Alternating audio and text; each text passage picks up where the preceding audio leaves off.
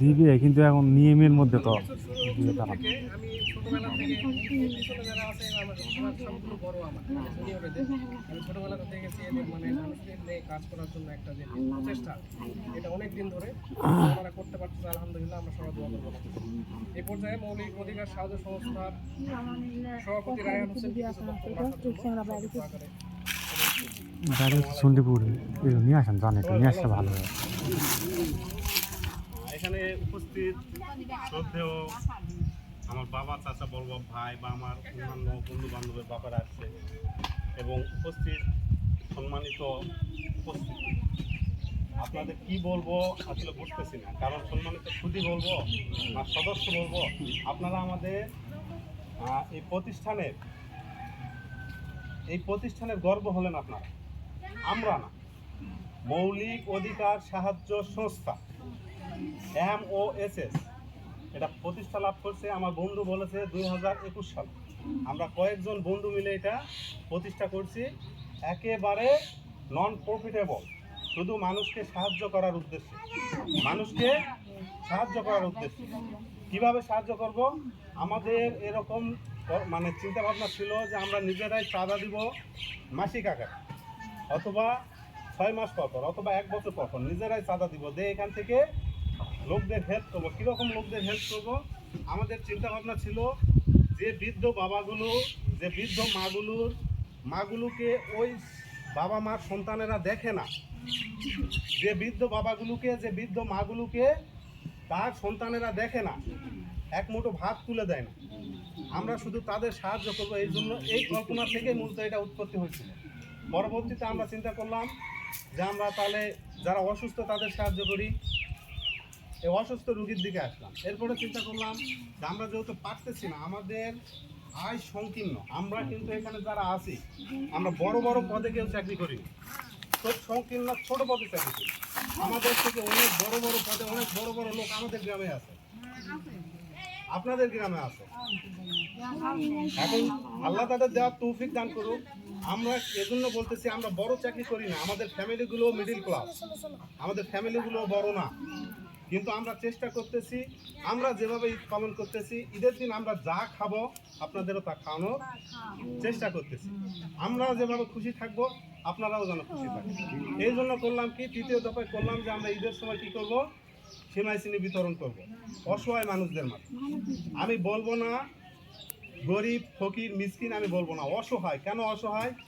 ছেলে নাই, দেখার মতো লোক নাই, ছেলে আছে দেখতেছে না, স্বামী মারা গেছে, সে অসহায়। সে কিন্তু গরিবও না ফকিরও না, সে অসহায়। আমরা এই অসহায়দের পাশে দাঁড়াবো কি জন্য? ঈদের খুশিকে ভাগাভাগি করার জন্য, আমার বাসায় সেমাই রান্না হবে, আপনার বাসায় হবে না, এটা আমরা চাইনি। আমরা যখন গ্রুপ মিটিং করি তখন এটা আমরা চাইনি। আমরা চাইছি আমাদের আশেপাশে যারা একেবারে অসহায়, আমরা তাদের সাথে আমাদের সুখ দুঃখ কিছু কি করব, ভাগ করে একসাথে খাবো। এই জন্য আমরা ঈদের সময় কি করলাম, এইটা চালু করলাম। আরেকটা কি করছি, আমরা এটা নাম দিয়েছি মৌলিক অধিকার সাহায্য সংস্থা। বাংলাদেশের মৌলিক অধিকার হলো 5টা। বাংলাদেশ সরকার আমাদেরকে 5টা অধিকার দিতে বাধ্য, সরকারকে দিতেই হবে। 1 নম্বর কি? খাদ্য। তারপরে কি? খাবার হলে আমার দরকার পোশাক।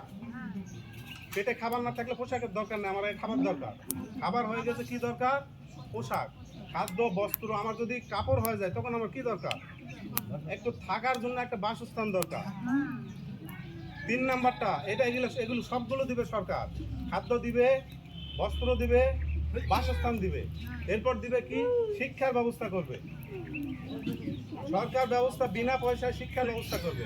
পাশাপাশি আর একটা 5 নাম্বার কি করবে? চিকিৎসার ব্যবস্থা। আমরা সরকারি হাসপাতাল চিকিৎসা নিতেছি না, আমরা এই স্কুলে পড়াইতেছি, কলেজে পড়াইতেছি, বিনা বেতনে পড়াইতেছি না, এগুলো সরকার দিতেছে। সরকারকে এই 5টা অবশ্যই দিতে হবে। এই 5টা সরকার একা কুলানো সম্ভব না। সরকারের পাশাপাশি আমরাও এগুলোতে একটু সাহায্য করব। এই মন মানসিক থেকেই নাম দিয়েছি মৌলিক অধিকার সাহায্য সংস্থা। মানে যে 5টা মৌলিক অধিকার আছে, এই 5টা মৌলিক অধিকার আমরা কাজ করব। এখন হয়তো পারতেছি না, আগে আমরা 500 টাকা চাঁদা দিতাম, তারপরে 1000 টাকা দিতেছি, এখন আমরা 2000 2500 টাকা পাচ্ছি। আমরা সবাই আস্তে আস্তে নিজেদের পজিশনে বড় হইতেছি। আপনারা দোয়া করবেন আমরা আরো বড় হই, আমরা এটা আরো বড় করব, আমরা এটা আরো বড় করব। আর তাহলে আমাদের প্রতিষ্ঠানের মূল লক্ষ্য কি, আমরা 5টা জিনিস নিয়ে কাজ করব। এগুলো আমরা আপনাদের এখন বলতেছি, তার কারণ হলো এটা কেউ জানে না। আমরা এটা প্রতিষ্ঠানটা সৃষ্টি করেছি, এর আগ পর্যন্ত আমরা গোপনে গোপনে বাড়িতে দিয়ে এসেছি। কিন্তু আমরা এখন চিন্তা করতেছি কি, যে বাড়িতে দিলে এটা তো আমাদের প্রচার হইতেছে।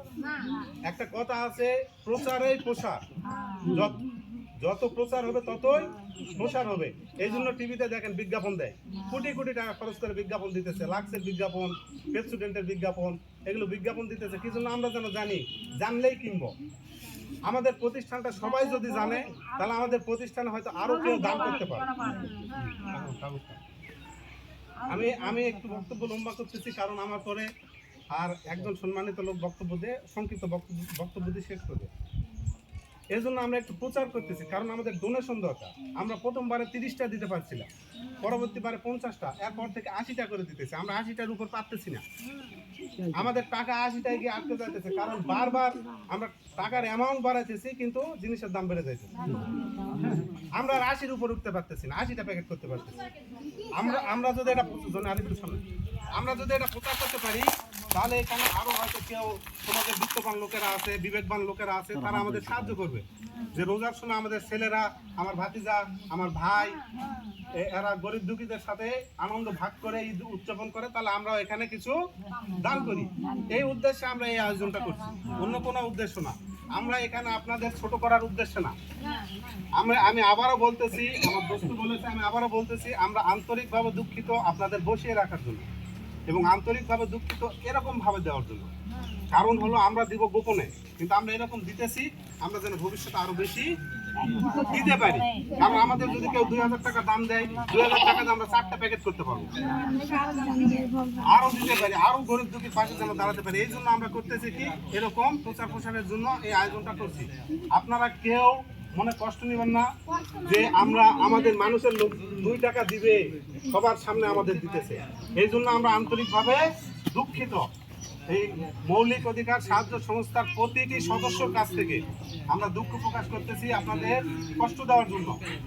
আমরা দুঃখ প্রকাশ করতেছি সবার সামনে আপনাদের বিতরণ করার জন্য, কিন্তু আমরা নিরুপায়। আমরা চাইতে চাইতে আরো বড় হোক, আমরা আরো লোকের পাশে দাঁড়াবো। ঠিক আছে, আমি আমার বক্তব্য শেষ করবো, আরেকটা কথা বলবো, সবাই একটু মনোযোগ দিবেন। আমরা এখানে যারা, এই প্রতিষ্ঠানে যারা আছে, অনেক বড় নামের লিস্ট, অনেক বড় লিস্ট। আমি একটু বলি,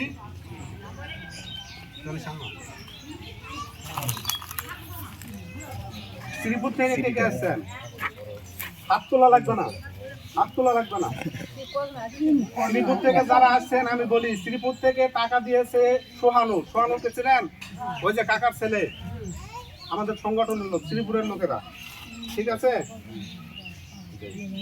গারামারি থেকে যারা আসছেন, গারামারি বা মধুপুর থেকে যারা আসছেন, তারা সবাই শোনেন। তাদের ওখান থেকে আমাদের সদস্য আছে 2 জন, সজল বক্কর চাচার ছেলে, মুসলেনা ময়ন কাকার ছেলে, ছেলের দায়িত্ব পালন করতেছে। নেপালপুরের কে আছে? নেপালপুর থেকে যারা আসছে, নেপালপুরের এই যে আসিফ দান করতেছে, এখানে প্রতি বছর দান করে। আমি এটা বলার কারণ আছে, বলে নেই, কারণ এখানে মনে করেন না যে রায়হান বা রকি একাই দিতেছে, মিলন একাই দিতেছে, গারামের সজল একাই দিতেছে, শ্যামপুরের রকি একাই দিতেছে, এইরকম না। এখানে কে কে দিতেছে আমি একটু বলতেছি। নেপালপুর থেকে আসিফ দিতেছে, পাশাপাশি আরেকটা দিতেছে সুরাইয়া বাবার নাম কি? আনিসুরের মেয়ে, ওই যে মাছ ওখানে সুরাইয়া। আর বর্তা থেকে যারা আসছেন, বর্তা দিতেছে মতিবুল কই? বর্তার মতিবুল। আমাদের শ্যামপুর, মানে আমাদের এই শ্যামপুর, প্রথম পাড়া, ওই পাড়া, উত্তরপাড়া, আমাদের দক্ষিণ শ্যামপুর, প্রথম পাড়া, উত্তরপাড়া, এগুলো থেকে দিতেছে মিলন, আমার বড় ভাই, তারপরে দিতেছে হলো তরকুল ভাইয়ের ছেলে রাজু, ওই যে অন্যায় আছে ঢাকায় আছে, তরকুল ভাইয়ের ছেলে রাজু। দিতেছে রফিকুল, ওই যে বরাবর ছেলে রফিকুল। হাত তুলো, তোমার হাত তুলো। উজ্জ্বল কই?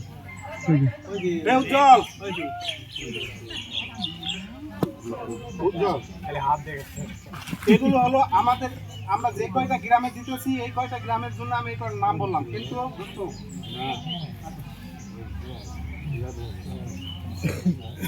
এই প্রতিষ্ঠানটা আমার এই দোস্ত, বাড়ি হলো চণ্ডীপুর, নাম মেহেদি আগে বলছে। এই দোস্ত ঐকান্তিক প্রচেষ্টা, আমরা তো আছি কিন্তু তার ঐকান্তিক প্রচেষ্টা এবং আমাদের প্রচেষ্টার জন্য হয়েছে। চণ্ডীপুর থেকেও জানাচ্ছে, আমাদের শিমুলিয়া থেকে আসছে, দাসনগর থেকে আসছে, কাশিমবি থেকে আসছে, ফতেপুর থেকে আসছে, সমস্ত গ্রাম থেকে আমাদের বন্ধুরা এবং অনেক শুভাকাঙ্ক্ষী দান করছে। এই কথাগুলো বলতেছি কেন? এগুলো সবার বাবা মা আছে, আমার বাবা মা আছে, আমার দোস্তের বাবা মা আছে, সবার বাবা মা আছে।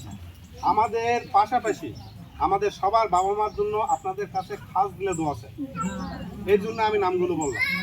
আমাদের বাবা মাদের যথেষ্ট বয়স হয়েছে, আমাদের পিছনে তারা জীবনটা শেষ করে দিয়েছে। এখন একটু সুখ আসছে, সুখের সময় তাদের অসুখ, সুখের সময় তাদের অসুখ। আমরা আপনাদের কাছে এই দোয়াটা চাইতেছি, আমাদের বাবা মার হায়াত যেন আল্লাহ দারাজ করে, পাশাপাশি তাদের যেন সুস্থ রাখে। রোজা অবস্থায় আপনারা মন থেকে, প্রাণ থেকে আমাদের সবার এই দুঃখিনী বাবা মার জন্য দোয়া করবেন, আমাদের জন্য দোয়া করবেন। আমরাও যেন সুস্থ থাকি, আমার বাবা মাও যেন সুস্থ থাকে। আমাদের সংগঠনের পক্ষ থেকে আল্লাহ যদি কবুল করে, আল্লাহ আমাদের পক্ষ থেকে আল্লাহর কাছে আমি বলি, আপনাদের সবাইকে সুস্থ রাখুন, সবাইকে আবার সামনে বছর যেন দেখতে পাই, সবার হাতে যেন সামনে বছর আবার এই ঈদের আয়োজন তুলে দিতে পারি সবার হাতে। আল্লাহ সেই পর্যন্ত সবার হায়াত দারাজ করুন। আমি আমার শ্রদ্ধেয় যা গুণীজন আছে তাদের প্রতি সালাম, আসসালামু আলাইকুম, এবং আপনাদের প্রতি সালাম, আসসালামু আলাইকুম। সবাই আমার জন্য দোয়া করবেন। ধন্যবাদ সভাপতি সাহেবকে এত সুন্দর করে উপস্থাপন করেছেন।